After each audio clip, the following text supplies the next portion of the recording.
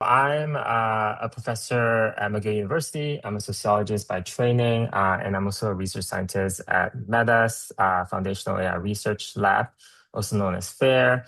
So at Meta, I work on long-tail machine translation technologies for folks who speak low-resource languages. So there are a total about 7,000 natural languages in the world. But so far, when it comes to machine translation, for example, only about 200 languages are served meaningfully. So my team seeks to expand the number of languages that people can access when it comes to machine translation, and also all of the other things involved in speech-to-speech translation. So that includes developing automatic speech recognition, as well as speech-to-speech translation technologies. And then at McGill, my research focuses on evaluating the impact of AI companions on human relationships and human conceptualizations of intimacy.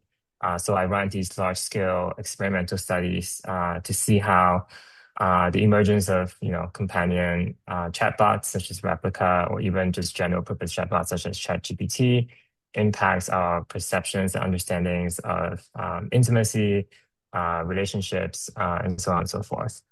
Wow, such important stuff. And I'm wondering at the conference, what session will you be running and on what day? Yeah, so I'll be running day two, which is on AI safety, enterprise, and society. I believe I will be sharing some words on the themes that we'll be exploring that day, and then I'll be running a panel on AI safety and insider's perspective. So we'll have a lot of practitioners, people in the industry, sharing how they approach AI safety, and how they incorporate safety principles into their work. That is so cool. So you have such an incredible and unique lens that I think is so important when it comes to AI, especially as, there are these sort of inequities that people don't even know about that are part of the system. So I'm wondering, what are the sort of evaluation metrics that we're missing right now from our current AI discourse? And what are some things you'd like to see changing in the next few years?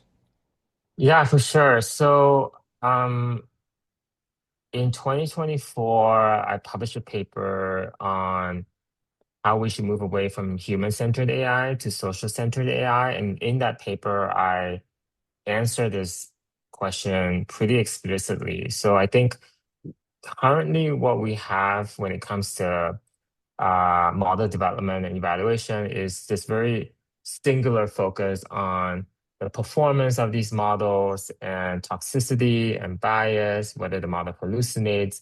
And in order to get that kind of evaluations, what happens is, labs bring users in, they do these sort of, user experience testing.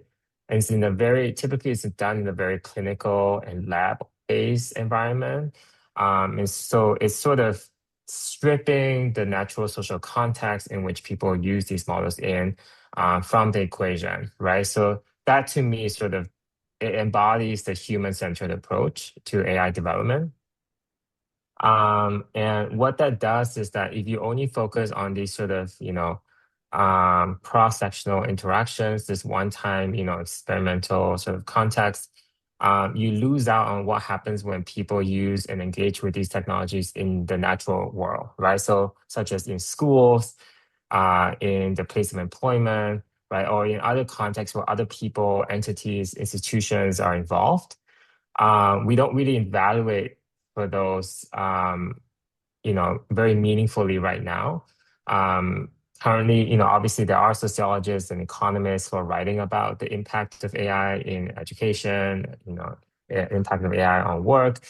But it's oftentimes done as sort of an afterthought or sort of as a large scale sort of social scientific evaluation of these models, and they rarely make their way back to AI development.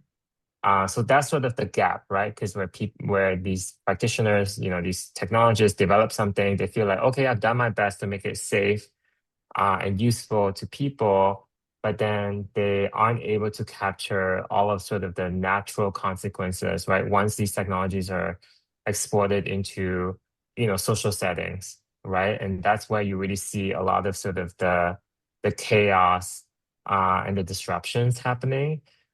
So yeah, so I think we need to develop more robust methods to ensure how we can do systematic evaluations of these societal scale technologies and how we can then bring these insights back to the lab so that you can have sort of this more kind of iterative process where both sides are benefiting from the data points that they're contributing to this loop.